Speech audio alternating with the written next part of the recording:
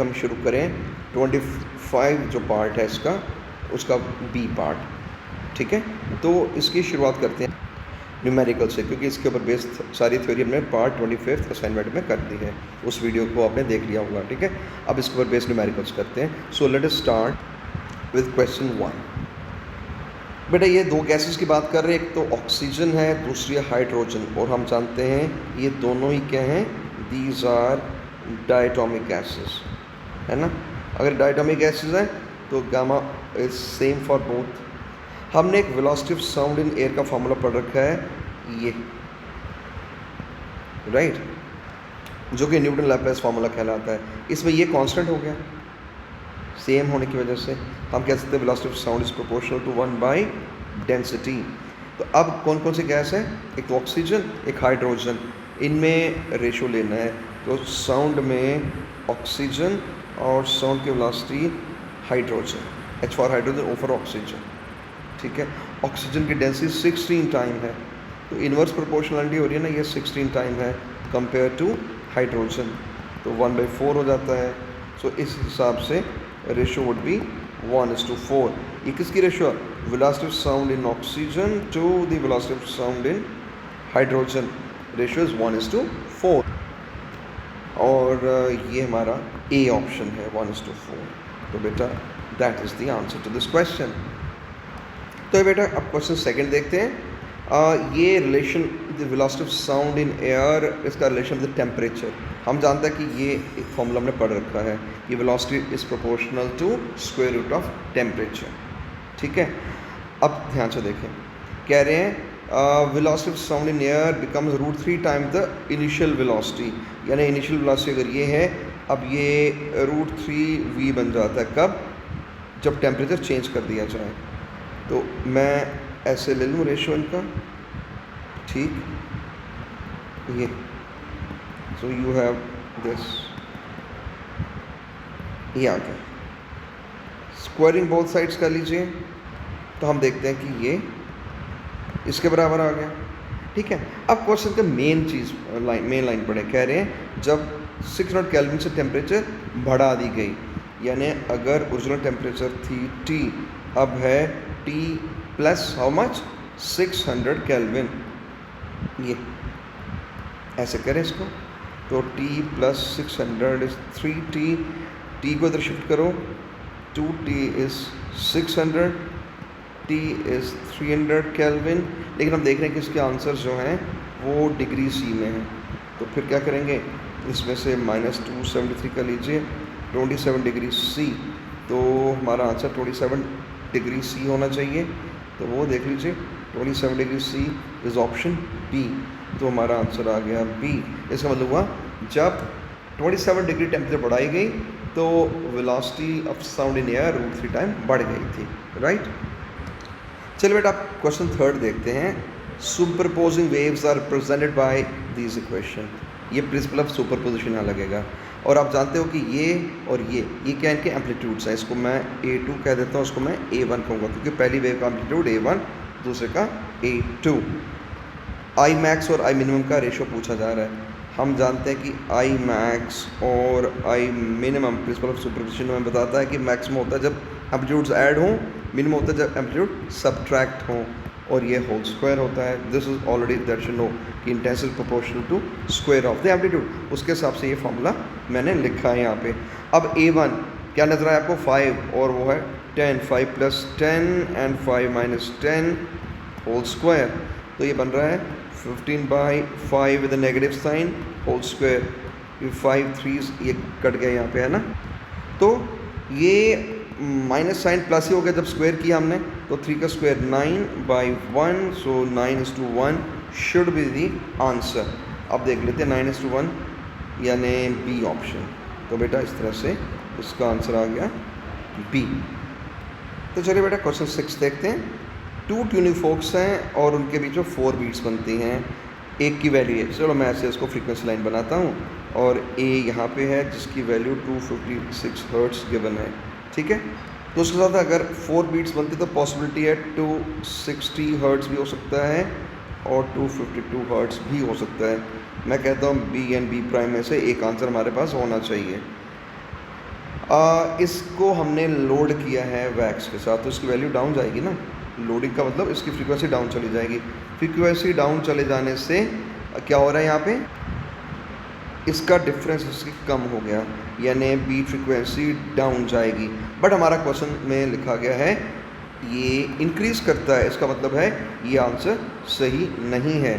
तो अब देखें, बीट फ्रीक्वेंसी तभी इंक्रीज़ करेगी अगर मैं इसको सही ऑप्शन मानूँ, क्योंकि जब ये नीचे जाएगा वैक्सिंग की वजह से, तो ये 260 में से पहले 5 का डिफरेंस था, अब कहीं अधिक बढ़ गया है। क्या सॉरी 4 का डिफरेंस अब ज़्यादा हो गया है, इंक्रीज़ वाला ऑप्शन सही आया। तो 260 शुड बी द आंसर। ये हमारा 260 हर्ट्ज़ आंसर है टू दिस प्रॉब्लम। तो 260 वाला ऑप्शन देख लें कौन सा है, ये C. So C is the right choice.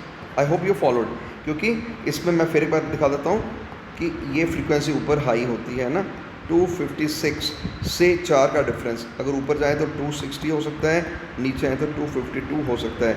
लेकिन इसको वैक्स करके नीचे लाई फ्रीक्वेंसी, तो इससे डिफरेंस एन का बढ़ गया। और क्वेश्चन में यही कहा गया था कि फ्रीक्वेंसी बीट्स की बढ़ गई है।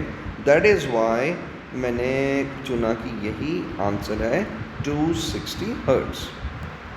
तो बेटा नेक्स्ट क्वेश्चन करते हैं 7th। 4 wires of identical length, diameter and same material are stretched on a sonometer wire।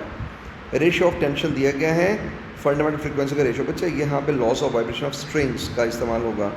हमने ये पढ़ा हुआ ना, ये फॉर्मूला पढ़ा हुआ है, टी इज़ अ टेंशन, है ना। तो इसका इस्तेमाल करो, ν1 is to ν2 is to ν3 is to ν4। तो ये बन गए हमारे पास कौन कौन से टेंशन हैं, वो हम बाद में लिखते हैं रूट के अंदर, ठीक है। 1 4 9 16, 1 4 9 एंड 16 करो further simplify, 1 is to 2 is to 3 is to 4। तो ये 1 2 3 4 वाला कोई ऑप्शन है यहाँ पे, yes, D option is there. So D is the answer to this problem. बेटे देखिए अब क्वेश्चन 8 देखते हैं। A closed pipe and open pipe have their first overtones identical in frequency। देखो पहले तो बात ये पता होनी चाहिए कि फर्स्ट ओवरटोन का मतलब क्या, ओपन सिस्टम और क्लोज ओपन सिस्टम, इन दोनों के जो फंडामेंटल फ्रीक्वेंसी है बच्चे, इसकी तो ये होती है और इसकी ये होती है ना। अब इसकी फर्स्ट ओवरटोन कितनी होती है, उसको मैं ν1 कह देता हूँ, ये V/2L का डबल है ना, दैट इज़ V/L होता है।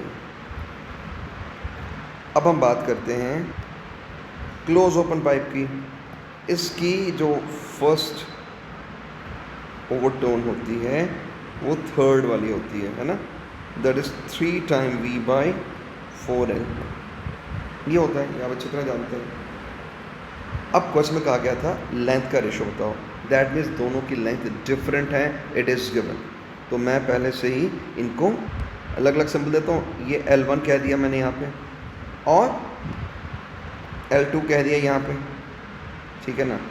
अब क्लोज टू ओपन यानी ये और ये, इनका रेशो यहाँ मैंने ν2 लिखना चाहिए क्योंकि ν2 है, ठीक है। तो ν3 इज़ 3V/4L2 और ν2 क्या था यहाँ पे V/4L, तो मैं उल्टा लिखूँगा V/L1 क्योंकि रेसिप्रोकल जो है डिनोमिनेटर में आ रहा है, ठीक। तो उसमें क्या क्या कैंसिल हो रहा है, ये कैंसिल हो गया है ना, और 3L1/4L2 इस तरफ आया। और यहाँ पे कहा गया था ये इक्वल है, यानी कट जाएंगे बिकॉज वो गिवन है, ये वैल्यूज आर इक्वल, ये लिखा हुआ है यहाँ पे आइडेंटिकल इन फ्रीक्वेंसी। वो कैंसिल हो गया, 1 क्रॉस मल्टीप्लाई करो, 4/3 इज़ L1/L2। सो हमारा आंसर आएगा L1 और L2 का रेशो इज़ 4:3। और यहाँ देख लें 4:3 वाला ऑप्शन कौन सा है, 4:3 तो नहीं है, 3:4 है। दैट्स ओके बिकॉज रेशो जो पूछी है तो 3:4 वाला आंसर आएगा और ये हमारा सी ऑप्शन है। सो C is the correct choice.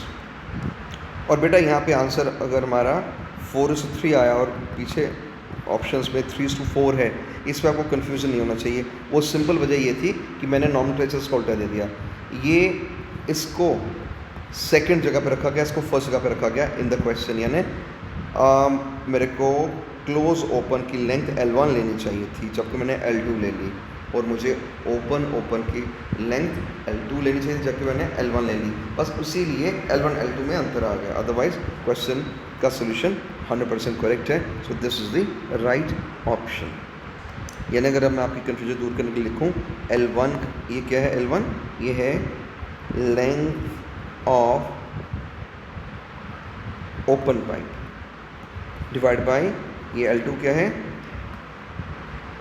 Length of closed pipe, और ये कितना आ गया यहाँ पे? 4:3, यानी 4/3। लेकिन क्वेश्चन में पूछा था क्लोज बाय ओपन, तो लेंथ क्लोज और लेंथ ओपन, ऑब्वियसली ये 3/4 ही आता है। दैट इज़ वाई यहाँ पे ऑप्शन 3:4 है।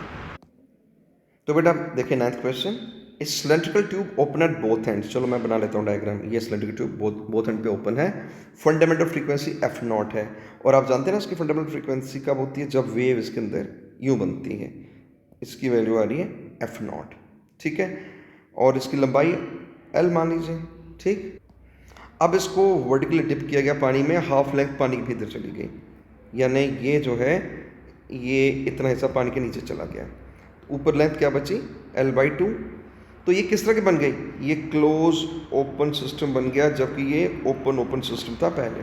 क्लोज ओपन हो गया ये। अब यहाँ पे इसकी जो फंडामेंटल फ्रीक्वेंसी जनरेट होगी ना, ये इस शेप में आएगी। Got my point? तो इसकी वैल्यू क्या है ये पूछी जा रही है, ठीक है। तो बेटा ऐसा करते हैं कि फ्रीक्वेंसी का फार्मूला ओपन में आप जानते हो ये होता है, इसी को उन्होंने F0 कहा हुआ है, ये नोट कर लो, ठीक है। अब ये वाला डायग्राम क्लोज ओपन में बेटा ये जो फ्रीक्वेंसी होती है ना, ये V/4L होती है, लेकिन L यहाँ पे आधा है ना, ये दिखाया है यहाँ पे हाफ L है, इसलिए इसको L/2 पुट करो, ये V/2L बन जाता है। तो V/2L, ये भी V/2L, यानी अगर ये आपस में इक्वल होता है F0, ये भी F0 हुआ ना फिर। तो वो जो हमने कहा था कि लेट फ्रीक्वेंसी भी F, तो वो F भी फिर F0 है। तो हमारा ऑप्शन देख लेते हैं कौन सा फिर? F0।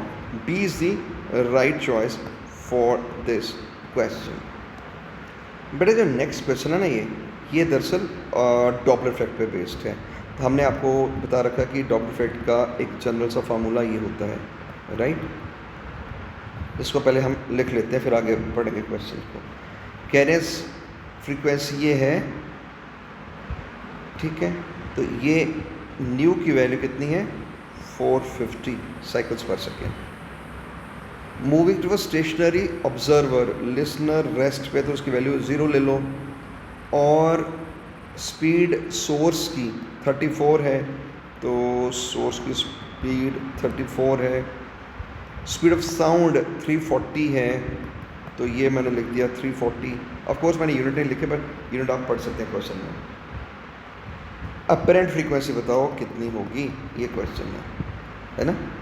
इसमें एक देखने वाली बात क्या है कि ये जो है it's moving towards a listener या ऑब्जर्वर, तो सोर्स जो है लिसनर की तरफ जा रहा है, तो आप जानते हैं इस तरफ वेलोसिटी को नेगेटिव लिया जाएगा, यानी ये माइनस में आएगा वेलोसिटी ऑफ सोर्स। अब ये सारी सब्स्टिट्यूशंस बेटा यहाँ कर लीजिए, ठीक है। तो nu prime is equal to, क्या लिखूँ मैं पहले? V इज़ 340, ये लिखा 340।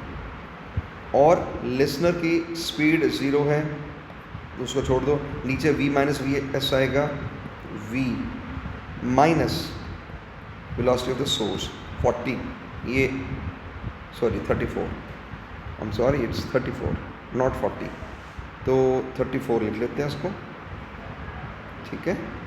तो ये 34 आ गया यहाँ पे, और साथ में ओरिजिनल फ्रीक्वेंसी जो उसकी थी दैट वाज 450, तो लिख दीजिए इनटू 450। तो बेटा करो उसको सिंप्लीफाई, इट इज़ 340 बाई 306 है ना, ये 306 आएगा इंटू 450। तो बेटा इसको सिंप्लीफाई करें, इट बिकम्स 499.99 जो कि रफली 500 हर्ट्स हुआ है ना। तो देख लो ऑप्शन क्या है, 500 हर्ट्स कहाँ पे है, yes B option. So B is the correct choice to this question. चलिए बेटा नेक्स्ट क्वेश्चन देखते हैं। ये भी डॉपलर इफेक्ट पे बेस्ड है, लेकिन डॉपलर इफेक्ट ऑफ लाइट है ये। Change in the wavelength of radiation, इसका मतलब हुआ है हमें ये फॉर्मूला लगाना है वेवलेंथ जब पूछ रहे हैं ना, तो इट इज़ v/c। ये मैंने बताया हुआ है आपको, ये कौन सा फार्मूला है, ये है डॉपलर शिफ्ट का। ऑलराइट, लिखा है star is emitting radiation wavelength उसकी है 5000, तो ये 5000 एंगस्ट्रॉम आ गया, ठीक है। डेल्टा लैम्डा तो पूछ रहे हैं, इसकी वेलोसिटी क्या 1.50 10⁻⁶ ये लिखा हुआ है, और वेलोसिटी ऑफ लाइट हम अच्छी तरह जानते हैं ये इतनी होती है ना। सिंप्लीफाई करें, 15/30 हो गया, डेसिमल ख़त्म किया मैंने उसका, और ये 1/100 है।